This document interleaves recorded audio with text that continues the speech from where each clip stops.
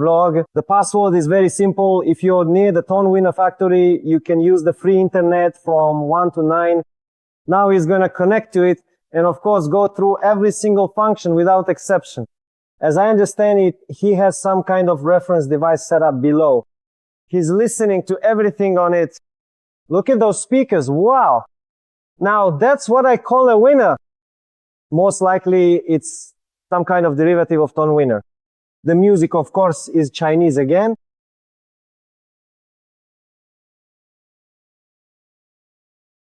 The audiophile himself personally listens to each receiver, checks if everything is playing as it should, and if everything is in order. There are devices set up, and he checks the menu, checks the functions again.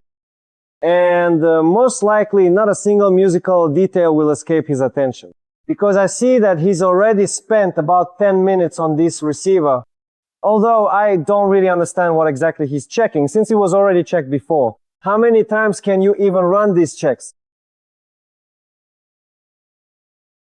Only his own test tracks. Naturally, Florida AC, no MP3S at all. Notice, some people here listen to MP3S, but the guys at the Tonewinner factory check everything only in FLAC. That's the right way to do it. No vinyl, no, I don't know, cassettes or tapes only, FLAC, only digital. The guys have checked the sound, but now they also need to test the video. For that, there are two Ultra HD TVs here, some in-house brand, and they're using Harry Potter content. Again, they check all of this, compare, and see how the first screen displays, how the second screen displays. All the recordings, as I understand, are reference quality. So let's say no nuances or mistakes should slip through. And again, the manual we've been filming, he's already spent, I don't know, probably 20 minutes just testing the menu. So as you can see, there are still plenty of devices waiting for him ahead. I think he definitely won't be leaving anytime soon, unlike us. We're approaching the final part. And now another specially trained person comes in, once again, blows everything out, inspects everything again, and applies special stickers so that, God forbid, you don't open it up yourself and replace a capacitor or fuse with your own. And only after that does he take this little cloth. Look, my friends, observe very carefully, very, very carefully. With his truly wonderful hands, he meticulously wraps it up.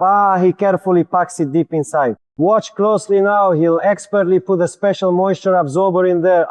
Then he precisely twists it up, securely ties it. And finally, he masterfully makes his signature sailor's knot so that we absolutely cannot open it on the very first try. And most likely now he'll put all of this, of course, into the box. And then when we try to pack it again, we either can't do it the same way or we manage, but we suffer because I never really understood just how skillfully and well these Chinese packers do everything, because after them, it's almost impossible to repack it perfectly, unfortunately. But they are true masters of their craft. Look at how many devices we already have lined up. Again, they're all standing here with their cards, their signatures, their stamps, waiting for their moment to end up on the shelves of American, European, or Russian stores, because Tonewinner has long since proven that it's here to stay and is going to crush the competition, no question about it. Look, here we have both receivers and, by the way, one of my favorite power amps. This one here is the AD2 Pro.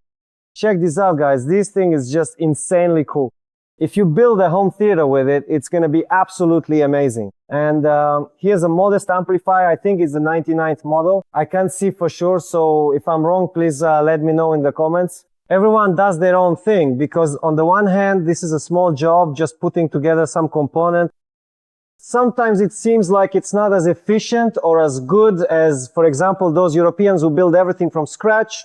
On the other hand, in the long run, I think this actually has a better effect on both speed and quality, because each person is responsible for a very small but important part of the work.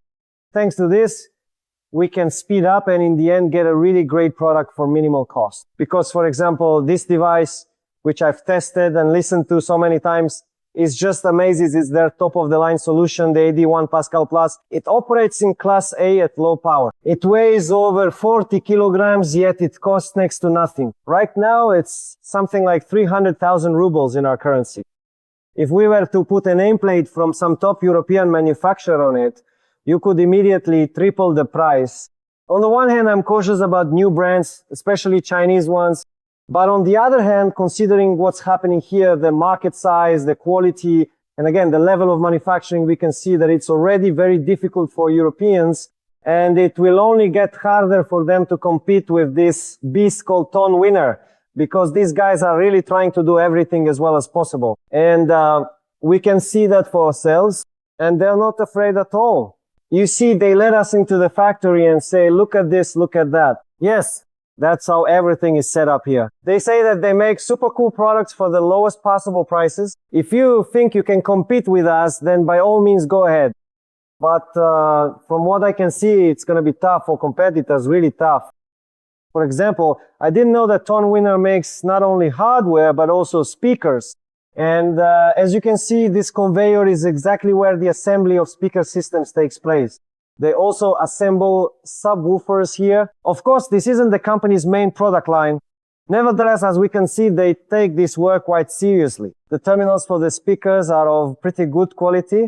Yes, they're inexpensive, but it's clear that everything is done seriously and with taste. I wouldn't be surprised if these are custom-made specifically for them, rather than just buying parts that are also used by other brands, because the volumes here are quite significant. Look at how the woman is soldering. She does it quite skillfully and quickly. Again, here she goes over it with a special heat gun. And now, friends, she will glue these terminals and most likely screw them in again with her careful hands. Let's observe precisely how this is accomplished. The screwdriver, of course, is fully automatic and has been meticulously set for this very specific task with a precise torque setting. So she absolutely cannot damage anything there or apply any excessive force whatsoever, because the sophisticated mechanism will naturally and reliably stop at the exact right moment. There you go, that's 4 of them completed. 4 bolts are tightened, and now we have a special sticker being applied. Again, carefully and gently. Everything is leveled, by the way. She got it straight on the first try, well done. And here as well, it's straight good, and the serial number is there. I just didn't understand why she placed it a bit higher than the center. I guess that's a specific procedure. Look, friends. Now I get it.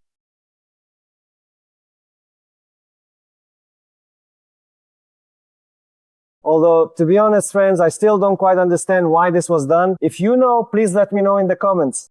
By the way, that man over there, let's go with me. We missed the first stage of assembly. Look, he's attaching the crossover, friend. And if my cameraman comes a bit closer and shows it to you, let us know in the comments how good or bad you think Tonewinner is. You guys love to hate, after all. Share your opinion. What do you think of this crossover in these fairly budget-friendly speaker systems with 2 bass reflex ports? I think it's pretty decent. By the way, the cable is quite thick. We have a very interesting part here. This is accordingly the complete speaker assembly. Notice carefully that the electrical contacts are actually meticulously soldered, not just merely clipped on like you often see, even in many top-tier European brands, which can sometimes compromise the overall quality and longevity of the connection. Here, everything is soldered directly. That's really cool. The speaker itself, as you can see, is of decent quality, good magnet, and it's quite heavy on its own. That's how it looks. So even though I haven't listened to this model myself, I think it's just fine. Most likely it's more of a home theater type. I can't tell if this is silk or some other material. Again, let me know in the comments. I won't ask the production manager on purpose. We'll turn to the collective wisdom of our great YouTube minds. Friends, I made a mistake. I thought there were 2 bass reflex ports here, but it turns out there's a tweeter here and a port next to it. This is a very interesting solution, although it's quite controversial. Why? Again, let me know in the comments. I'm curious to hear your opinion. You can pretty much see what this speaker system looks like now, almost at the end. It's carefully wiped down and once again inspected from all sides. Next, we'll move on to the grills, installing the grills, and the final testing with packaging. Let's watch. The grill is quite elegant, although it's not magnetic. I believe all grills should be magnetic, but here it's a budget solution. I think these speaker systems themselves are also quite inexpensive. The man checks at the final stage how the speakers will work. Now he's going to connect them, but before that, once again, he'll wipe them down, inspect them from all sides. God forbid there are any damages or scratches. He'll check the terminals again, make sure everything is in its place and that the stickers are properly attached. After that, he will now start checking the polarity, friends, and then there will be the final test listening. He has a Tonewinner CD player, and accordingly, the amplifier there is also a Tonewinner. Watch, it's a test. Testing the tweeter and the mid-range woofer driver. Everything has been thoroughly checked and meticulously verified. And now finally he will carefully connect this truly wonderful amplifier of the very same brand, and we will certainly enjoy this beautiful song. So what do you think? We take the grills, load them off. Again, we carefully inspect them to make absolutely sure that nothing is broken or damaged. And after that, as soon as he puts them on, the next man will pack everything into the box. Yes, the testing isn't long, of course, but these aren't 8 series Bavarians that cost 3 million. I think here the price is measured in tens of thousands at most for this product. Considering that I know some European manufacturers practically don't test their speakers at all, because I've sometimes pulled things out of the box that I won't even tell you about. Here, of course, defects are basically ruled out because I've already seen at least 5 people inspect everything. So judge for yourself what you think of the production process. You've already seen how they pack the amplifiers. Now let's take a look at the same process, but with the speaker systems. He removes the cellophane. He folds everything as neatly as possible. Next, the speaker system goes to the next person who packs it, adds the documentation, and then seals the box. A palette of powerful amplifiers with which you can build an almost uncompromising home theater. But right now, we're interested in something else. This is the final sheet with 2 stamps where it says passed, and that means everything here has already been checked 100%. And these units are already set to go, you could say, onto store shelves, and accordingly to use people who appreciate high quality sound and want to get a really cool product for minimal money, because that's exactly what is being done here, my friend. Let's move on. An insane number of tests are conducted on products at this factory. And this one, it turns out, is at the final stage. I thought that was the final one, but no. Here is another specially trained woman who thoroughly checks all the parameters. Moreover, there's a device here, you can see it's audio precision, which is quite an expensive piece of equipment that helps this girl determine whether everything is working as it should. And she sits here literally day and night testing each unit with the utmost attention. A mini laboratory with just 3 testers. And now we'll see how the equipment is fine-tuned using traditional Chinese music. Play. Friends, but this isn't Chinese music, it's ours. How did Discoteca Avaria end up at the Tonewinner factory? Honestly, this wasn't my idea. I think these guys just love our music. So what do you think? But in any case, we should thank them whether you like Discoteca Avaria or not. It's still nice that we're here in Guangzhou. The guys are testing their equipment using our native language. Respect.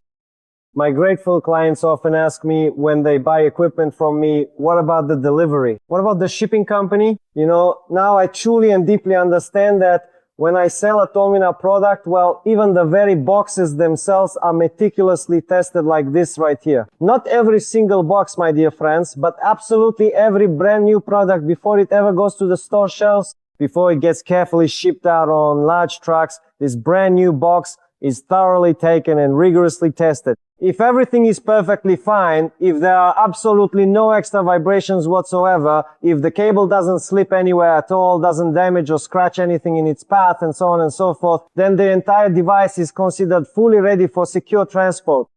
Based on this particular kind of established set, the subsequent products are meticulously manufactured, and overall there's truly no need to repackage them repeatedly. To be completely honest, I haven't personally seen a machine quite like this anywhere else in the world, but Tonewinner remarkably possesses one. Basically, it's a kind of test laboratory. I think this is a salt spray chamber, but I might be wrong. Please let me know in the comments. Bolts, connectors, and all sorts of parts are tested in it.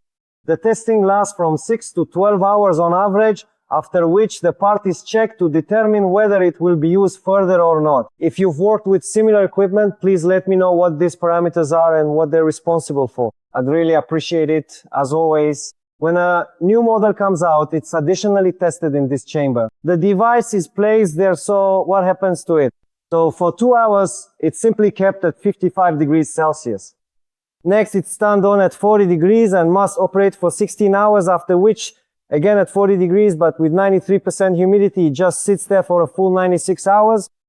Then it's turned on at minus 10 degrees for 2 hours and it must function flawlessly. All functions must be absolutely operational. And after that, it just sits without running at minus 25 degrees for a full 2 hours. A new machine for testing. It is this machine that determines whether the casing will be durable or not. Because, as we can see, there's a whole plan here that allows for testing from every angle. The casing must be dropped on this corner, on this one, on that one end short, on every side. Excellent. It seems to me the casing hasn't been damaged. Let's take a look.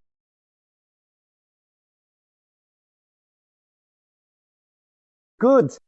Test passed, a room for electromagnetic interference testing. Because if you come in here, you won't be able to reach anyone by phone, Bluetooth won't work, Wi-Fi won't connect, and in fact, cellular service will also stop functioning. And here, there's some kind of specific sound being emitted right from the ceiling. As I understand it, most Tonewinner devices are tested in this experimental room.